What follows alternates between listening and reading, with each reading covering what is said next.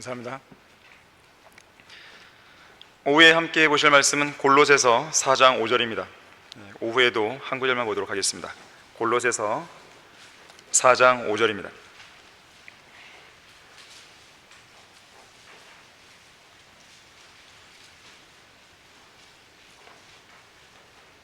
시간에 관한 내용입니다. 외부 사람들에게는 지혜로 행하여 시간을 사서 얻으라 그랬어요. 이와 똑같은 말씀이 에베소서 5장에도 나오죠. 외부 사람들에게는 지혜로 행하여 시간을 사서 얻으라. 사서 얻으라. 리딤이라는 단어예요. 리딤. 우리가 보통 구속하다라는 단어로 쓰는 건데요, 바이가 아니에요. 바이. 보통 사다 팔다 할 때 바이, 그 바이가 아니고 시간을 사서 얻는 개념으로서의 리딤, 구속하다라는 개념입니다. 뭔가 값을 치르고 사는 거예요. 개역성경처럼 뭐 세월을 아끼라, 뭐 NIV처럼 최대한 기회를 선용하라, 그런 말이 아니에요. 그거는 이 말씀의 의미를 정확하게 담지 못합니다. 무슨 뭐 흠정역처럼 되찾아라, 그것도 의미를 정확하게 담지 못해요. 우리 다 같이 말씀을 위해 조명해 주시라고 기도하겠습니다. 감사하신 주 하나님 아버지, 오전에 이어서 이 오후에도 영과 진리로 경배를 드릴 수 있는 소중한 특권을 저희들에게 허락해 주셔서 감사드립니다. 다시 한번 저희들은 하나님의 말씀에 우리의 마음을 투영시키기를 원합니다. 저희들에게 말씀해 주십시오. 우리 각자에게 필요한 것들을 일깨워 주십시오. 우리의 마음과 생각을 다시 한번 주님의 말씀 가운데 모아주시고 또 변화시켜 주시기를 원합니다. 말씀의 물로 우리의 모든 더러운 것들을 씻어내 주십시오. 참신한 마음으로 주님 앞에 새롭게 헌신하고 밀착할 수 있는 좋은 계기로 삼게 해주십시오. 주 예수 그리스도 이름으로 기도했습니다. 아멘. 시간을 사서 얻으라 라는 제목으로 설교하겠습니다. 보통 제가 중고등부 학생들이나 청년부 강의를 할 때 시간 관리에 대한 강의를 이제 하는 경우가 종종 있는데, 에베소서 5장이라든지 골로새서 4장 5절 이 말씀을 가지고 주로 하게 됩니다. 그리스도인의 시간 관리하면 반드시 이 두 본문을 이제 봐야 되는 거예요. 이따가 이제 차차 설교하면서 에베소서에 나오는 내용은 보도록 하겠습니다. 이 어떤 통계를 보니까요, 인간은 세상에 태어나서 죽을 때까지 평균적으로 보니까 25년 동안 잠을 잔다고 합니다. 이렇게 우리가 많이 잠을 자고 있는 것인가? 실제로 그렇다는 거예요. 또 직장에서 일을 하는 기간을 봤더니, 물론 이제 뭐 쉬고 뭐 퇴근하고 이거 다 빼고요, 순수하게 일하는 기간만 보면 10년 4개월 동안을 일한다 그래요. 생각보다 그렇게 많이 일하는 것 같지가 않죠. 또 9년 1개월간 TV 앞에 앉아 있고요, 일하는 시간과 거의 맞먹은 거예요. 3년 8개월 동안 밥을 먹고 1년 6개월 동안 화장실에 가고, 화장실 가는 시간만 해도 1년이 넘어가요. 4년 4개월 동안 자가용을 운전하고 다닙니다. 그리고 이 깨어있는 시간의 70%를요 스마트폰 같은 이 디지털 기기를 보는데 사용한다 그래요.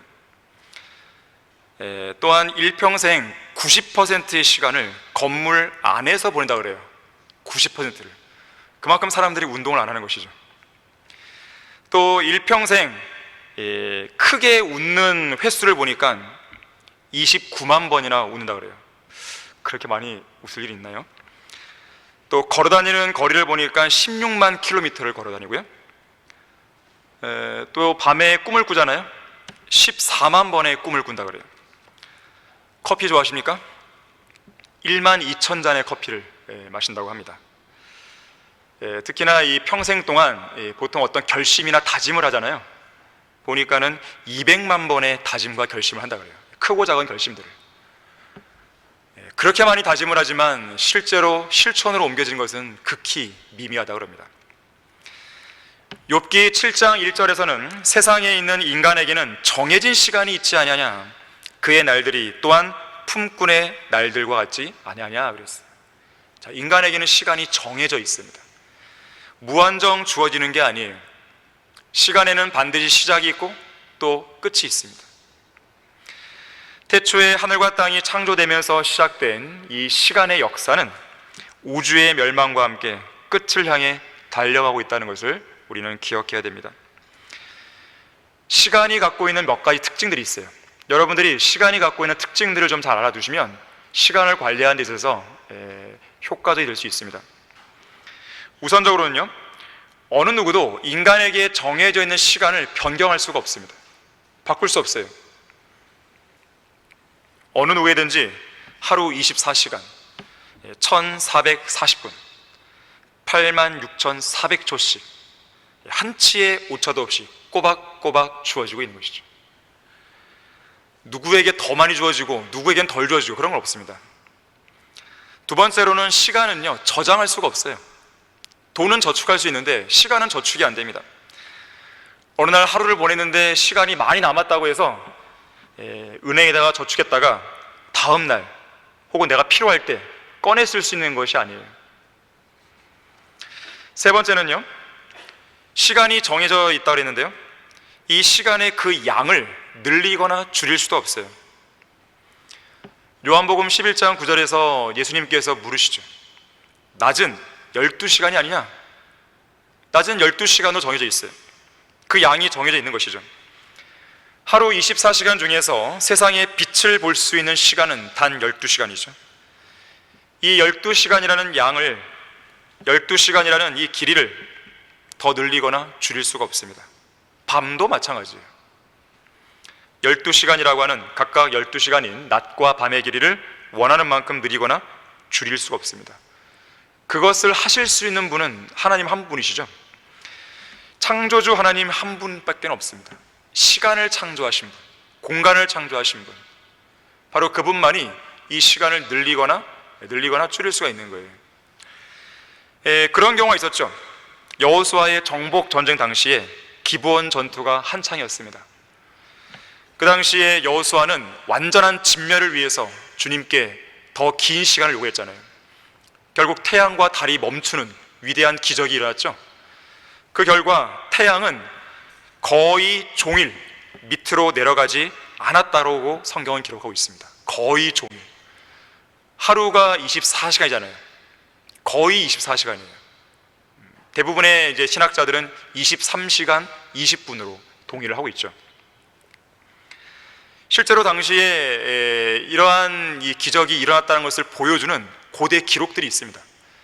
멕시코 같은 경우는 이스라엘과는 8시간의 시차가 있는데요, 멕시코의 한 고대 기록에 따르면 기브온 전투가 벌어지는 그 기간에 이 밤 시간이 12시간 더 연장됐다고, 12시간보다 더 연장됐다고 그런 기록이 남아 있습니다. 하나님만이 하실 수 있는 거예요. 또한 네 번째로 시간은요, 남에게 양도할 수가 없습니다.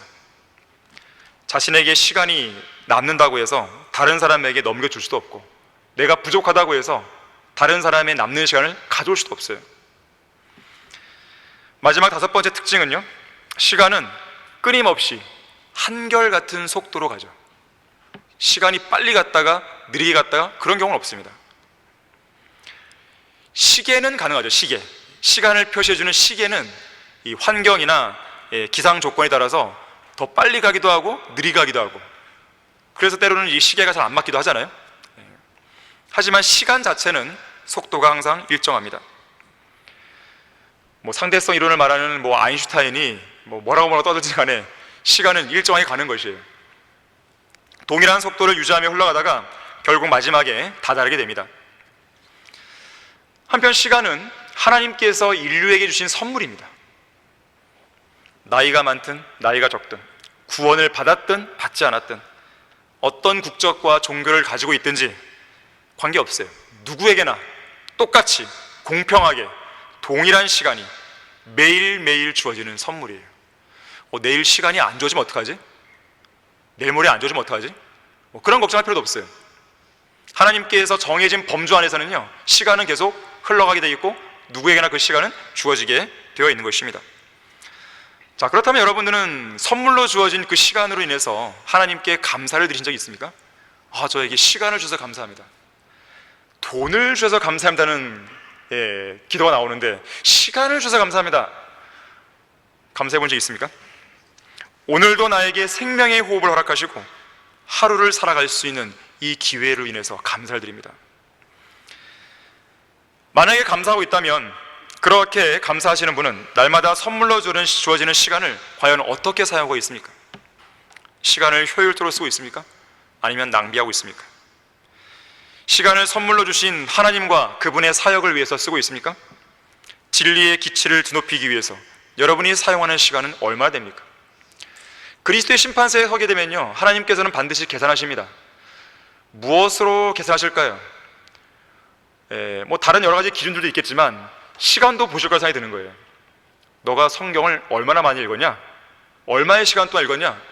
너가 진지하게 성경을 읽고 묵상한 시간은 과연 얼마 되냐? 너는 얼마의 시간 동안 성경을 공부했느냐? 때로는 횟수도 물어보겠죠. 너는 성경을 얼마나 읽었냐? 많은 분들이 찔리십니까? 지금부터 열심히 읽으시면 됩니다. 너는 기도하는데 얼마나 많은 시간을 들였냐? 그런 걸 물으시지 않겠습니까? 시간 관련해서는 분명히 그러한 질문들을 하실 수 있어요. 구원받은 그리스도인은 자신에게 주어진 시간을 낭비해서는 안 됩니다. 우리가 자주 듣는 이야기가 있죠. 인생은 두루마리 휴지와 같다 그랬어요. 뒤로 갈수록 빨리 풀리죠. 처음에는 천천히 풀리다가 뒤로 갈수록 속도가 더 빨라집니다. 인생이 실제로 그렇잖아요. 10대 때 시간이 가는 속도, 20대, 30대 각 나이대의 시간이 가는 속도, 물론 절대적인 속도는 똑같지만 내가 느끼는 속도는 어때요? 정말 다르죠. 나이가 들면 들수록 점점 더 시간이 빨라지는 것 같습니다. 두루마리 휴지야 다 떨어지면 갈아 끼우면 그만이에요. 하지만 인생의 두루마리는 갈아 끼울 수가 없습니다. 인생에는 연습이 없어요. 인생은 오직 한 번뿐이에요. 한 번뿐. 딱 한 번의 기회가 주어지는 거예요. 오늘 이 시간도 우리에게는 딱 한 번만 주어지는 거예요. 내일 만약에 내일이 온다고 한다면 내일도 딱 한 번 주어지는 거예요. 이 한순간 한 번의 기회밖에 없습니다. 여러분이 예배를 드리고 있는 이 시간 얼마나 집중해서, 얼마나 진지하게, 얼마나 간절한 마음으로 하나님께 찬양을 드리고 또 기도하고 또 헌신하고 무엇보다도 하나님의 말씀 앞에 집중하고 있는지, 하나님의 장부에는 기록이 되고 있는 것이죠. 자, 낭비하지 않는 인생을 살아야 되는데요, 과연 어떻게 해야 낭비하지 않는 인생을 살 것인가? 우리 다 같이 에베소서 5장 15절을 보겠습니다.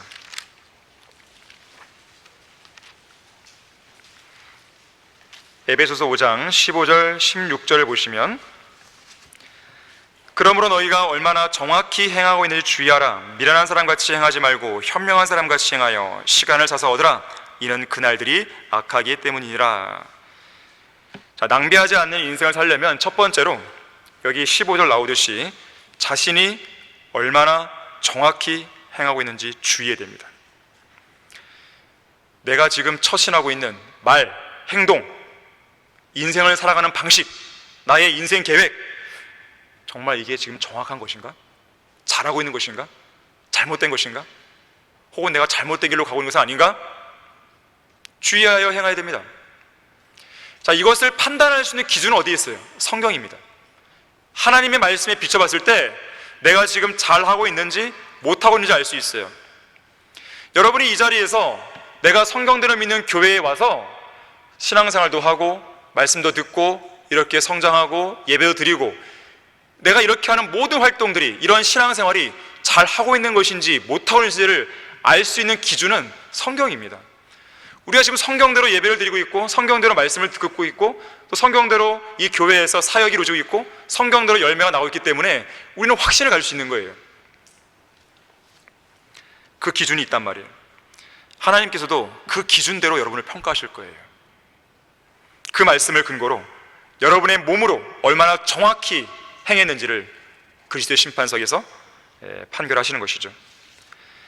자신이 지금 성경대로 정확히 행하고 있는지를 신중하고 용의 주도하게 아주 면밀히 점검할 수 있어야 됩니다.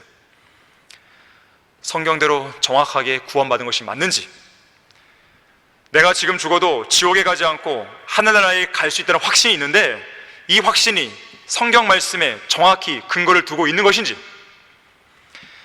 내가 지금 지니고 있는 열성이 단순히 종교적인 열성인지 아니면 진리에 지시겠다는 열성인지 점검하셔야 됩니다. 성경대로 인생을 계획해 왔고 또 그에 따라 정확하게 믿고 실행해 왔는지 또 실행하고 있는지 점검해야 돼요.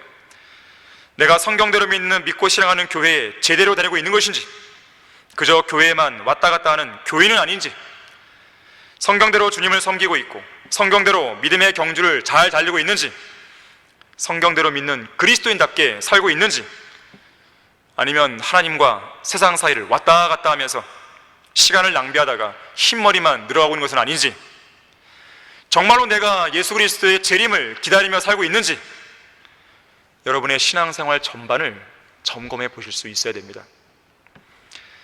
인간에게는 시간이 정해져 있기 때문에요, 어떤 시간에 마땅히 해야 할 그 올바른 일이 있는데 그 일을 제 시간에, 그 시간에 하고 있어야 자신이 지금 정확하게 행하고 있다고 말할 수 있습니다. 마땅히 성경을 읽어야 할 시간에 엉뚱한 일을 하고 있으면 안 되겠죠. 누군가에게 복음을 전해야 할 시간에 복음을 전하고 있어야겠죠. 하나님께 간절히 무릎 꿇고 기도할 시간에 기도하고 있어야겠죠. 예수 그리스도의 이름으로 교회에 함께 모여 있어야 할 그 시간에 다른 엉뚱한 장소에 가서 세상 사람들과 희희낙낙대고 있으면 안 되겠죠. 마귀는 무척 강교합니다. 어떤 면에서 강교하냐면, 내가 마땅히 해야 할 그 일을 그 시간에 하지 못하도록 합니다. 그리고 다른 일들에 분주하게 만들어버리는 거예요. 우리가 주님을 위해 한창 일하고 있어야 할 그 시간에 우리로 하여금 쉬게 만들어버려요. 반대로 우리가 주님 안에서 쉬면서 재충전해야 될 그 시간에 많은 일들로 분주하게 만들어버립니다. 심지어 이런 경우도 있어요. 말씀을 읽고 기도하면서 주님과 교제하고 있어야 할 그 시간에 다른 성도들과 교제하는 일에 필요 이상의 많은 시간을 쓰게 만들어요. 성도들과 교제하고 있었기 때문에 나는 시간을 잘 쓴 거 아니냐라고 말할지 모르겠지만, 그 시간도 너무 많은 시간을 가질 필요가 없는 것이죠.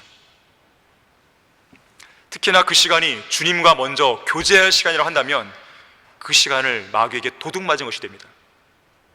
아무리 좋은 일을 할지라도 일의 우선순위가 바뀌면 안 된다는 뜻이에요.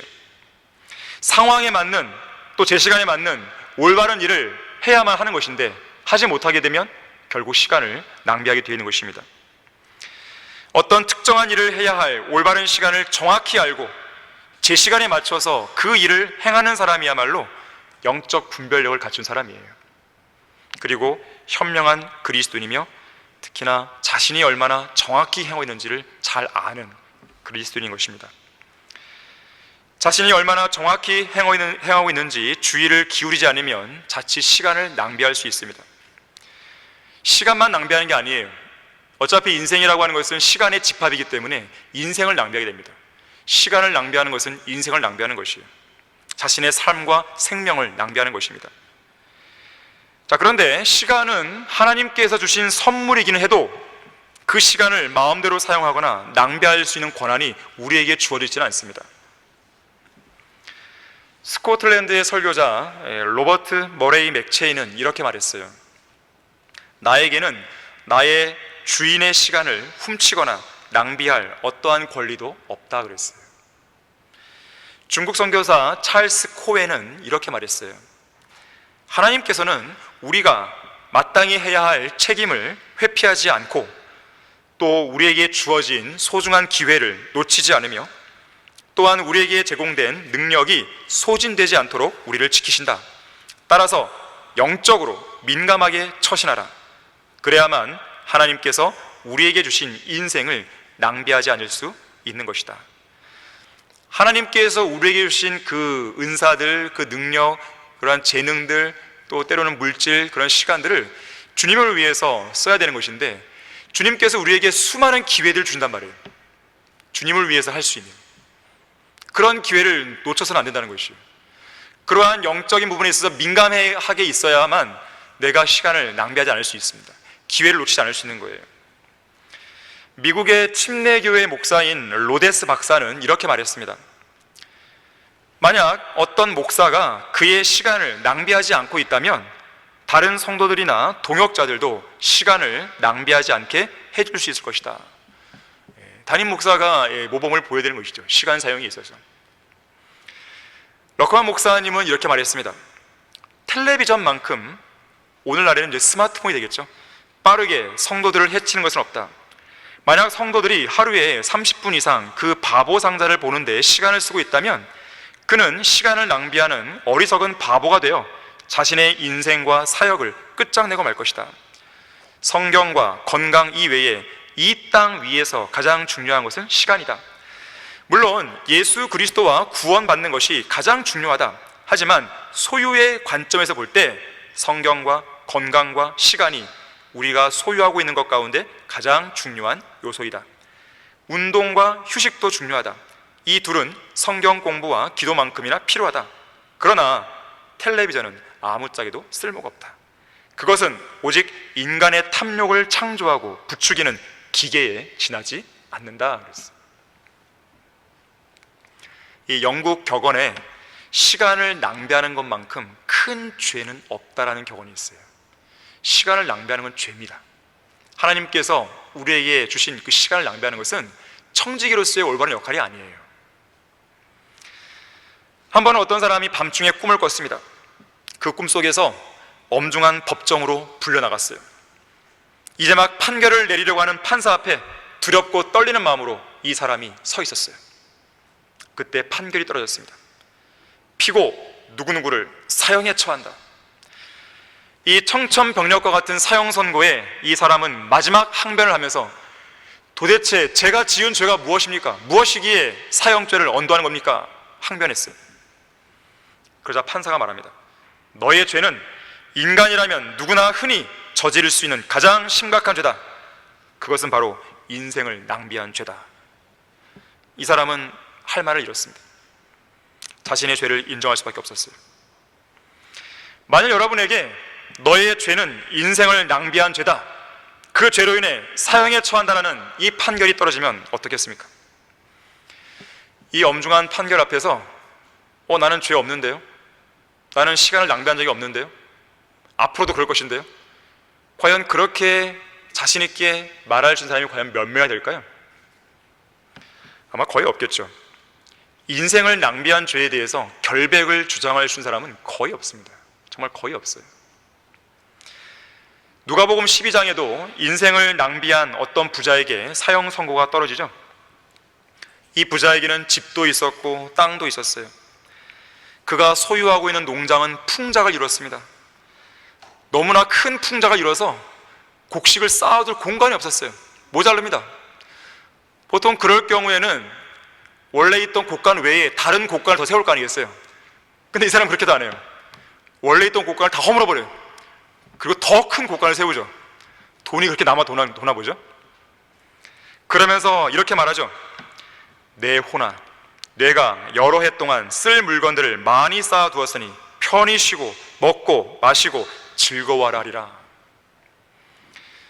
하지만 이 사람 인생에는 하나님께서 들어가실 자리가 없었어요. 진리의 말씀과도 무관한 인생이었습니다.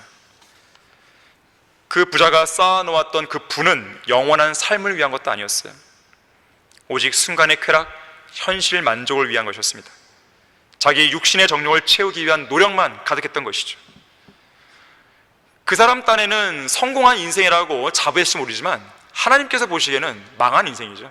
낭비한 인생입니다. 결국 그 인생을 낭비한 부자에게요, 사형 선고가 이렇게 떨어집니다. 너 어리석은 자야, 오늘 밤 내 혼을 내게서 앗아가리니. 죽이겠다는 것이죠. 그러면 내가 장만한 그것들이 누구의 것이 되겠느냐? 영원하지 않은 재물과 영원한 혼을 맞바꾸며 사는 사람이 가장 어리석은 사람입니다. 지극히 짧은 인생과 영원한 삶을 맞바꾸며 사는 사람이 가장 어리석고 인생을 가장 낭비한 사람이에요. 그래서 성경은 이렇게 묻습니다. 사람이 온 세상을 얻고도 자신의 혼을 잃는다면 무슨 유익이 있겠느냐? 무슨 유익이 있겠습니까? 아무 유익도 없어요. 오히려 손해가 나죠. 그것도 가장 큰 손해가 나죠. 왜 그런 것이에요? 그 혼이 가게 될 종착지가 영원한 불못이기 때문에 그렇습니다. 설령 그가 구원받았다 할지라도 그리스도의 심판석에 섰을 때 거덜난 인생이 되는 것이죠. 아무것도 남는 게 없는 거예요. 자, 낭비하지 않는 인생을 살려면 어떻게 됩니까? 두 번째로 주의 뜻이 무엇인지 이해하는 현명한 사람이 되어야 됩니다. 자, 에베소서 5장 17절이죠. 이로 인하여 너희는 어리석게 되지 말고 주의 뜻이 무엇인지 이해하라 그랬어요. 주의 뜻이 무엇인지 이해해야 어리석게 되지 않을 수 있어요. 현명한 사람이 될 수 있습니다. 자신이 지금 얼마나 정확히 행하고 있는지 주의하기 위해서는요, 하나님의 뜻이 무엇인지를 아는 게 필수예요. 알아야 내가 지금 정확히 행하고 있는지 알 거 아니겠어요? 특히 주님의 뜻에 무지하게 되면 시간을 낭비하는 어리석은 사람이 됩니다. 주님의 뜻은 성경에 많이 나오죠. 그 뜻을 이 시간에 말씀드리진 않고요. 다만 이제 낭비하지 않는 인생과 관련해서 주님께서 우리를 향해 갖고 계신 그 뜻이 무엇인지 두 가지만 말씀드리려고 합니다. 낭비하지 않는 인생과 관련해서 여러 가지 뜻이 있지만요, 우선은요, 하나님의 뜻은 뭐냐면 우리가 시간의 소중함을 알기 원하십니다. 선물의 소중함을 아는 거예요. 자, 우리가 받은 구원도 선물이잖아요. 믿음으로 통해 주어진 선물이란 말이에요. 이 선물 얼마나 소중해요. 마찬가지예요. 시간도 하나님의 선물입니다. 하나님께서 우리에게 하사해 주신 선물이란 말이에요. 이 선물을 소중하게 여겨야 되는데 하나님께서는 그렇게 여기기를 원하시는 거예요. 그리스도인은 그 어떤 사람보다도 시간의 소중함을 알고 있는 현명하고 지혜로운 사람이 되어야 됩니다. 시간의 소중함을 알기 위한 한 가지 방법이 있는데요, 시편 90편 12절에서 하나님의 사람인 모세가 이렇게 이야기합니다. 우리에게 우리의 날들을 세도록 가르치시어 우리의 마음이 지혜에 이르게 하소서 그랬어요. 우리의 날들을 세면요, 지혜에 이를 수도 그랬어요. 특히 주님께서는 우리에게 주신 그 날들을 이 손너비만큼 주셨다고 했습니다. 손너비만큼. 주께서 내 날들을 손너비만큼 주셨으므로 내 연수가 주 앞에서는 없는 것 같사오니 진실로 가장 좋은 상태에 있는 모든 사람도 다 헛될 뿐이다 그랬습니다. 우리의 인생이 그렇게 긴 게 아닙니다. 손너비만한 인생을 살고 있어요. 한 뼘짜리에 지극히 짧은 인생을 살고 있죠. 짧을 뿐만 아니라 이 짧은 인생의 날들이 줄어드는 속도도 엄청나게 빠르죠. 우리의 인생은 항상 젊을 수만 없습니다. 젊음이 항상 영원히 지속되는 게 아니에요. 빠르게 지나가는 세월을 붙잡을 수 없다는 것이 우리가 매일 매순간 직면하는 현실이에요. 그래서 우리는 우리의 짧은 날들을 자주 세어볼 필요가 있어요.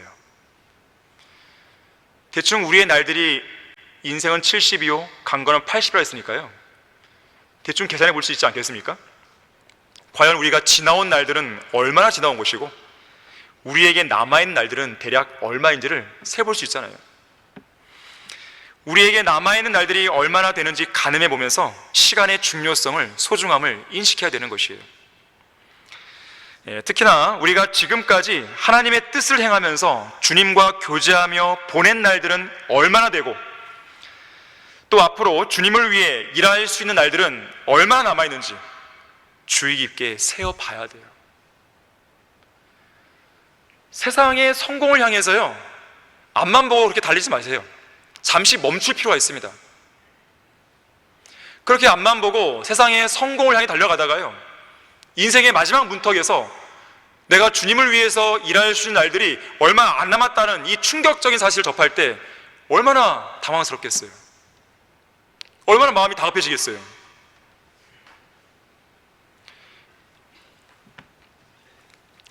그렇게 우리의 날들을 세다 보면요, 성경의 권면대로 우리의 마음은 지혜에 이를 것이고 우리 모두는 현명한 그리스도인이 될 수 있습니다. 시간의 소중함에 대해서 제가 두 가지 예화를 좀 드리려고 합니다. 이 워터루 전투에서 나폴레옹의 군대를 격파한 영국 장군이자 정치가인 아더 웰링턴이라는 사람이 있었습니다. 이 아더 웰링턴은요, 시간에 관한 한 매우 철저한 사람으로 알려져 있어요. 한 번은 이 장군이 그가 어떤 이 부하 장교와 함께 런던에 있는 다리 근처에서 만나기로 약속을 잡았습니다. 그날 웰링턴 장군은 늘 그랬듯이 정시정각에 약속 장소로 나갔어요. 딱 맞게. 하지만 이 부하 장교는 5분이 지나서야 도착했습니다. 장군은 시계를 보면서 5분이나 늦었군 하면서 불쾌한 심정을 내비쳤어요. 하지만 약속 시간이 늦은 이 부하 장교는 각하 겨우 5분밖에 늦지 않았는데 뭐에 그러십니까? 그러자 이 장군은 겨우 5분이라고? 5분의 시간이면 전장에서 우리 군대가 패전할 수도 있을 만큼의 충분한 시간이요, 5분의 시간이란 아주 중요한 시간이요 하고 타일렀어요. 얼마 후에 웰링턴 장군은 이 부하 장교와 또다시 만날 약속을 잡게 됩니다. 이번에는 그 반대로 이 부하 장교가 5분 일찍 나와서 장군을 기다렸어요. 그리고 이 장군이 왔을 때 이 부하 장교는 의기양양하면서 각하 어떻습니까? 이번에는 제가 5분이나 더 일찍 나왔습니다. 그러자 웰링턴 장군은 이번에도 그를 꾸짖었어요. 정말이지 자네는 5분의 가치를 모르는 사람이군. 5분이나 일찍 왔으니 자네는 아까운 5분을 낭비한 것이네. 두 번째 예화입니다. 어떤 성도가 이렇게 고백했어요. 나는 너무 할 일이 많고 바빠서 아침에 무릎을 꿇고 진지하게 기도할 수 있는 시간이 충분하지 않다.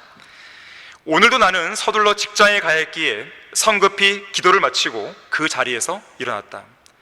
그것만으로도 나의 신앙적인 의무를 다했다는 생각이 들었기 때문에 짧게 대충 기도하긴 했어도 내 마음은 편안했다. 또한 하루 종일 바쁘게 보내다 보니 성경을 읽을 시간도, 하나님께 찬양하고 감사할 시간도, 직장 동료들에게 예수 그리스도의 복음을 전할 시간도 없었다. 정말이지 너무 바쁘다, 시간이 없다, 할 일이 너무 많다. 그것이 나의 끊임없는 변명이었다. 근데 이 성도가 마침내 죽음의 순간을 맞게 됩니다. 그리고 죽음의 문턱을 넘어 주님 앞에 나아갔어요. 그는 주님 앞에 서서 눈을 감고 있었습니다. 주님께서는 그 손에 책을 한 권 들고 계셨는데요, 이 책은 어린 양의 생명의 책이었어요. 하나님께서는 이 책을 앞에서 뒤까지 뒤적이면서 한참 찾아보신 후에 이렇게 말씀하셨습니다. 이상하게도 너의 이름이 이 생명책에 없구나. 사실 너가 예수 그리스도를 믿었을 때 이 생명의 책에 내가 기록해 두려고 했는데 내가 너무 바쁘다 보니 너의 이름을 생명책에 기록할 시간이 없었구나. 미안하다. 물론 이런 일이 하지는 않겠죠. 하지만 항상 바쁘다는 핑계로 변명하면서 주님의 뜻과 무관하게 살았던 성도들을 향해 하나님께서도 그런 농담이나 그런 변명을 하실 수 있는 알리바이가 충분히 있으신 거죠.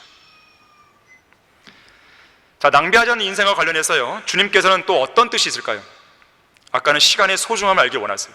두 번째는 우리 각자를 향해 갖고 계신 하나님의 놀랍고 위대한 계획들을 우리가 알기를 원하세요. 자, 성경에는 일반적인 하나님의 뜻도 있지만요, 여러분 각자를 향한 하나님의 계획이 있습니다. 구원받은 모든 성도들을 향해서는요, 그런 계획이 없을 수 없어요. 여러분들에게 가장 걸맞는 인생 설계도가 있는 것입니다. 그 설계도대로 우리가 살아가기를 원하시는 거예요. 시편 32편 8절에서 내가 가야 할 길을 내가 네게 지시하고 가르치리니 내가 너를 내 눈으로 인도하리라 그랬어요. 여러분은 주님의 지시와 가르침을 받고 계십니까? 하나님의 인도하심을 받고 있습니까? 하나님만이 우리의 앞날을 아시고 우리가 걸어가야 할 방향과 앞으로 나아가야 할 진로와 직업을 정해주실 수 있는 분이에요. 비록 우리는 내일 일어날 일을 알지 못하지만 적어도 우리의 앞날을 붙들고 계시는 분이 누구인지는 확실하게 말할 수 있잖아요. 그래서 우리는 하나님의 뜻을 알아야 되는 거예요. 하나님의 인도하심이 어디 있는지를 우리는 주셔야 되는 것이에요. 하나님의 뜻을 발견하는 것은 모든 그리스도인의 당면 과제입니다. 아무리 도덕적으로는 선한 삶을 살았다 해도 주님의 뜻에 무지하거나 온전히 그 뜻에 순종하지 않는 것은 죄입니다. 왜 그런지 아십니까? 하나님의 계획을 망쳤기 때문에 그래요. 그 사람을 향해서, 그 성도를 향해서 하나님께서는 분명한 계획이 있는데 이 사람이 그런 주님의 뜻과 무관하게 산 것이죠. 하나님의 계획을 망쳐버린 것입니다. 죄를 진 거예요. 매일의 삶 속에서 성경에 제시된 하나님의 뜻에 순종하고 진리의 성경을 따라 자신의 인생을 구체적인 계획으로 인도하실 주님만을 신뢰하고 기다려야 합니다. 주님과 끊임없는 간단 없는 교제를 하면서 주님이 원하시는 것이 무엇인지 저에게 알려주시라고 간구해야 돼요.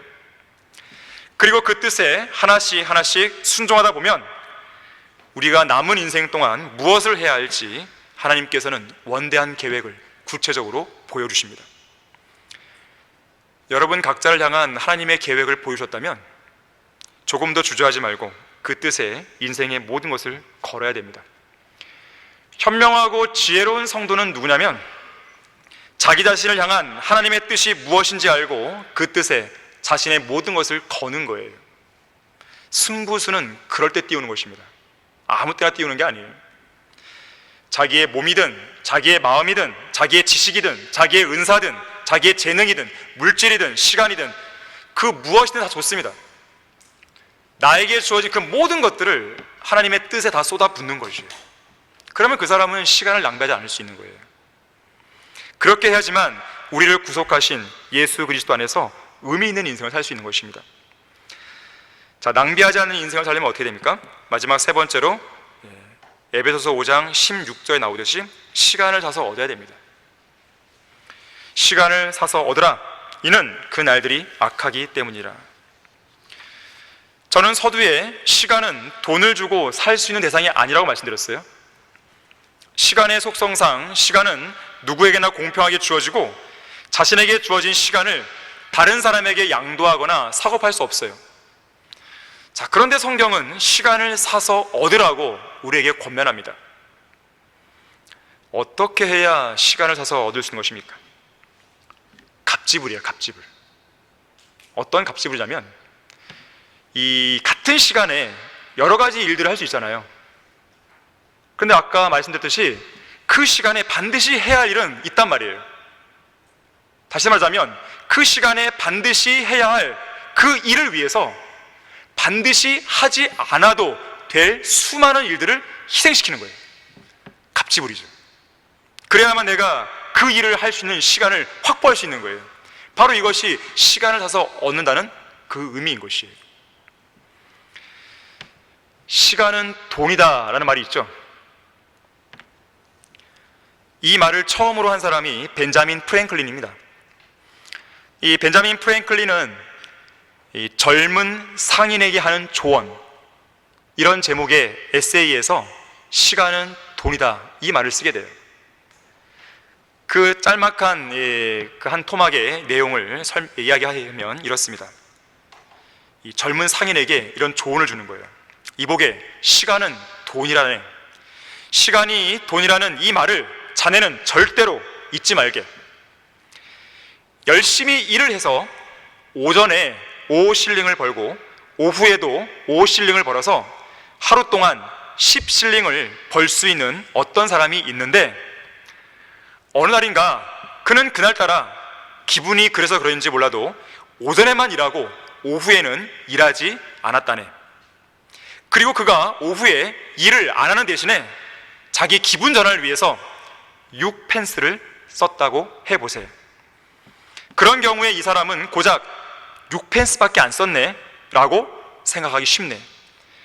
하지만 실제로는 그렇지 않다는 것을 잘 알아야 하네. 사실 그 사람은 6펜스만 쓴 게 아니라 오후에 일을 했다면 벌 수 있었을 5실링까지 더 써버린 것이네. 이 말 한 것이에요. 바꿔 말하면 이런 거예요. 오후라고 하는 이 정해진 시간에 6펜스를 쓰면서 기분 전환을 하는 게 아니라 원래 했어야 할 일을 열심히 행함으로써 돈을 벌었다면 계획했던 대로 5실링을 벌었을 것이고 6펜스도 낭비하지 않았겠죠. 5실링 6펜스를 낭비하지 않았을 것이에요. 하지만 오후에도 열심히 일을 하지 않았기 때문에 5실링을 못 벌었고 결국 그 5실링을 낭비해버린 것이고 더 추가적으로 6펜스까지 낭비를 해버렸다는 것이에요. 바로 이것이 시간 사용에 있어서의 갑지불입니다. 기회비용이에요. 시간을 사서 얻는 일은 다른 무언가를 희생할 때 가능한 일입니다. 어떤 일을 하기 위한 시간을 사서 얻기 위해서 그 동일한 시간에 할 수 있는 어떤 다른 일들을 과감하게 희생시켜버리는 거예요. 과감하게 안 하는 것이죠. 나는 지금 이 일을 해야 돼. 이 일을 하기 위해서 내 시간을 확보해야 돼. 그러기 위해서는 다른 것들은 포기해야 돼. 이런 선택이 필요합니다. 같은 시간에 더 중요한 일을 하기 위해서 덜 중요한 일을 과감하게 포기하는 거예요. 물론 두 가지 일을 동시에 하면 가장 좋죠. 가장 좋은 것이에요. 하지만 그런 경우는 좀 많지가 않아요. 그럴 경우에는 과감하게 다른 거를 희생해야 돼요. 예를 들면 같은 시간에 어떤 사람은 TV를 보고 어떤 사람은 공부를 해요. 같은 시간에 어떤 사람은 좋은 친구를 만나고 어떤 사람은 나쁜 친구를 만납니다.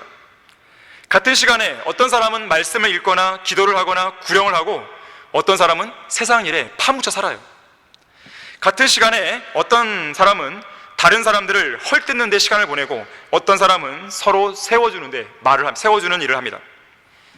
같은 시간에 어떤 사람은 예수 그리스도의 이름으로 모이는 일에 힘을 쓰는가 하면 어떤 사람은 세상 사람의 호감을 사기 위해서 세상 모임과 어울려요.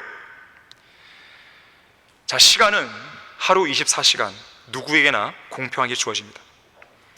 다만 그 시간에 내가 어떤 일을 할 것인가, 그 선택이 내가 시간을 효율적으로 썼느냐 아니면 낭비했느냐, 이것이 결정되는 거예요. 많은 사람들이 시간 없다 그러잖아요. 너무 바빠, 시간이 없어. 하지만 시간이 없는 게 아니에요. 그 시간에 정작 해야 할 것을 하지 않고 다른 걸 하기 때문에, 엉뚱한 걸 하기 때문에 시간이 없다고 말하는 거예요. 엄밀히 말하면 우리가 반드시 해야 할 일을 하기 위한 시간은 충분합니다. 이와 관련해서 좋은 사례 하나가 있어요. 우리 다 같이 누가복음 10장을 찾아보겠습니다. 마리아와 마르다 이야기예요. 누가복음 10장 38절에서 42절까지 보겠습니다.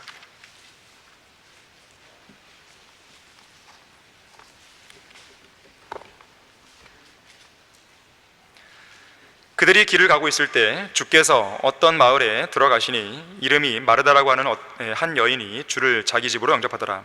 그녀에게는 마리아라고 하는 동생이 있었는데 그녀도 예수의 발 앞에 앉아서 주의 말씀을 듣고 있더라. 그러나 마르다는 접대하는 일이 많아서 경황이 없더라.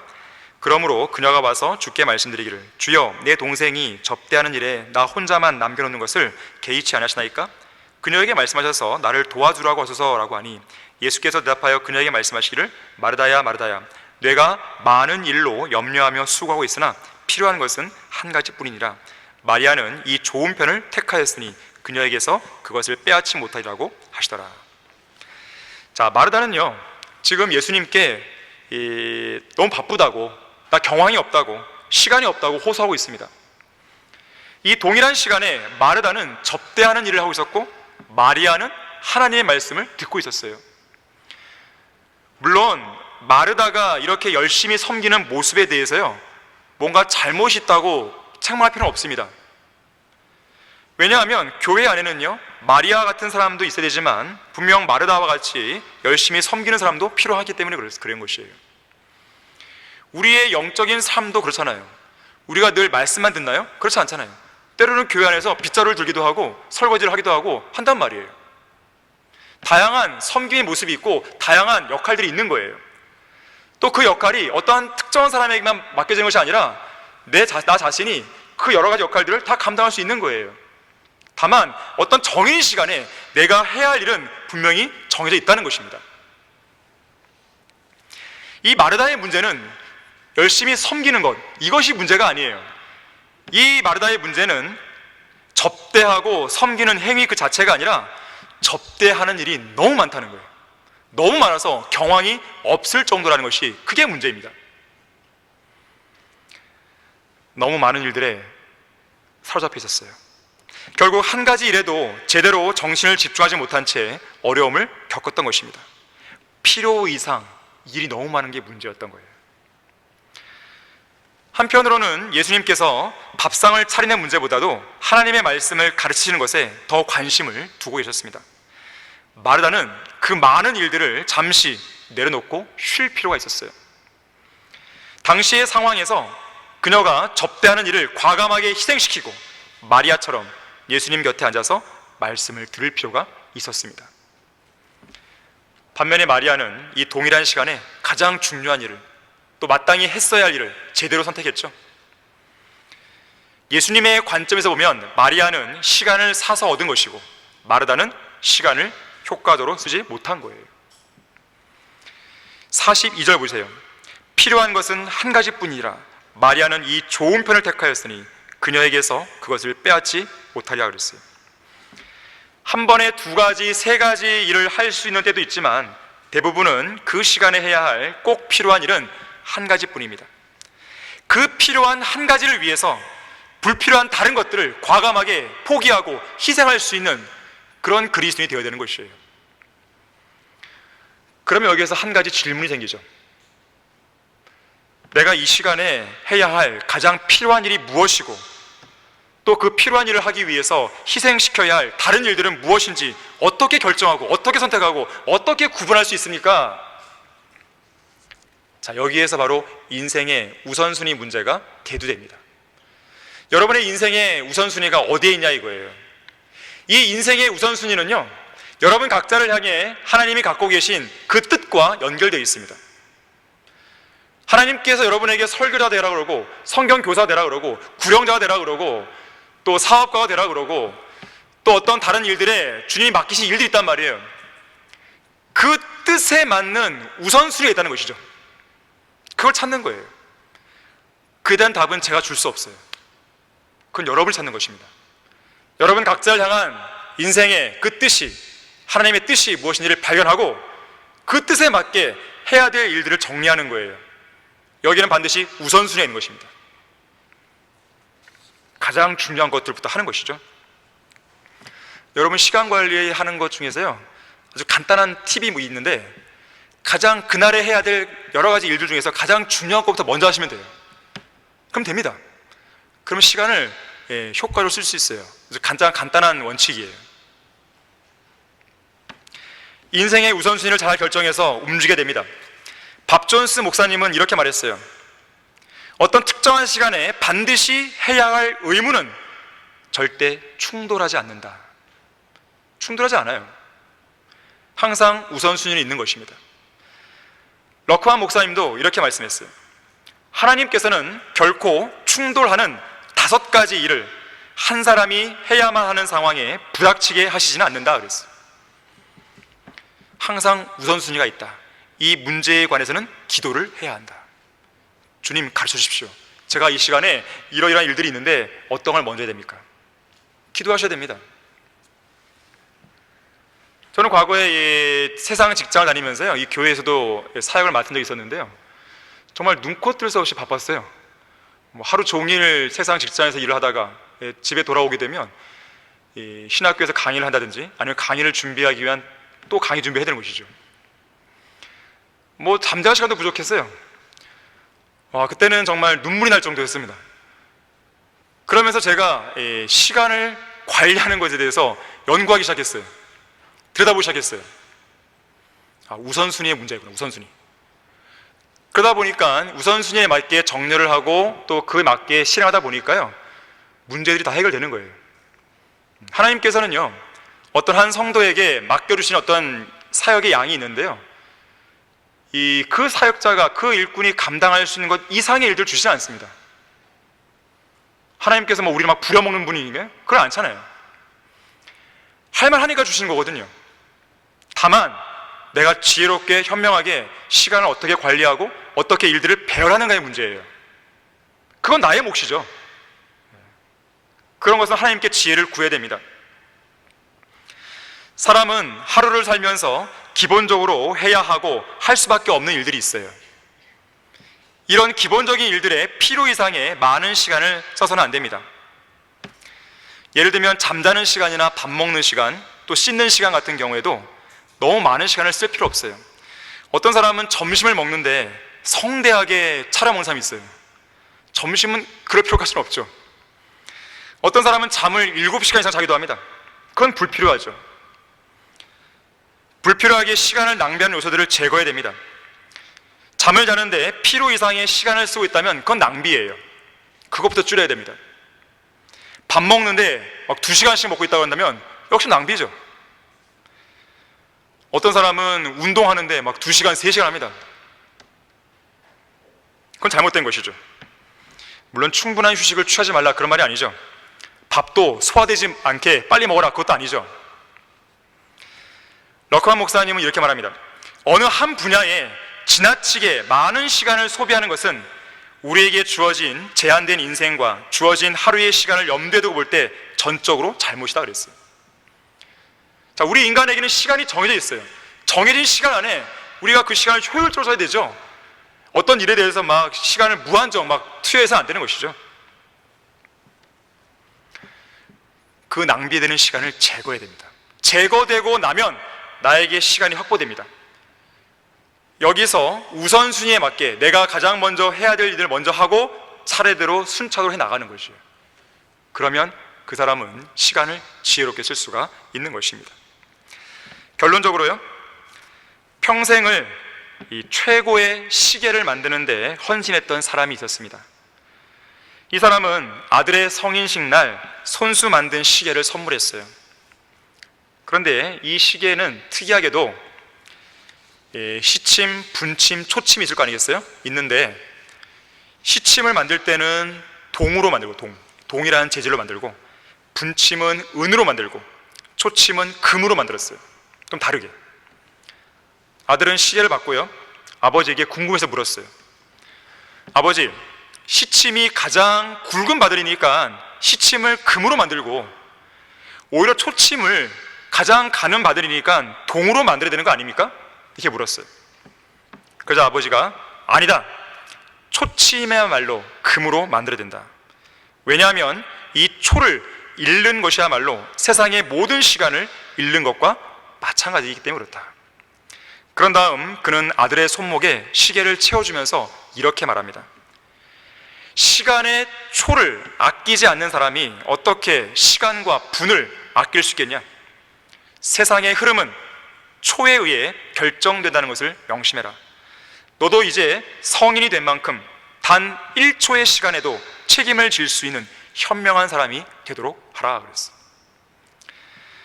오늘 설교 본문 중에 에베소서 5장 16절에서는 그리스도인이 시간을 사서 얻어야 된다고 말하고 있습니다. 근데 특별히요, 여기 16절 말씀에 보게 되면 시간을 사서 얻어야 하는 이유를 이렇게 설명하죠. 날들이 악하기 때문이다. 현 시대의 날들이 매우 악하기 때문이다 그랬어요. 날들이 악하다는 게 무슨 말일까요? 죄가 많다는 것일까요? 물론 그렇겠죠. 한 걸음 더 나아가서요, 날들이 악하다고 하는 것은 예수님께서 오실 날이 이전보다 더 가까이 다가왔다는 거예요. 주님께서 오실 날이 가까우면 가까울수록 세상의 죄악들은 더 극에 달합니다. 뿐만 아니라 우리가 그때를 아노니 지금은 바로 잠에서 깨어나야 할 시간이로다. 이는 지금이 우리가 믿었던 때보다 우리의 구원이 더 가까워졌습니다. 재림이 가깝다는 말은 또 어떤 의미일까요? 그리스도의 심판석에서 우리가 회개와 결산을 봐야 할 날이 얼마 남지 않았다는 것을 알려주는 것이죠.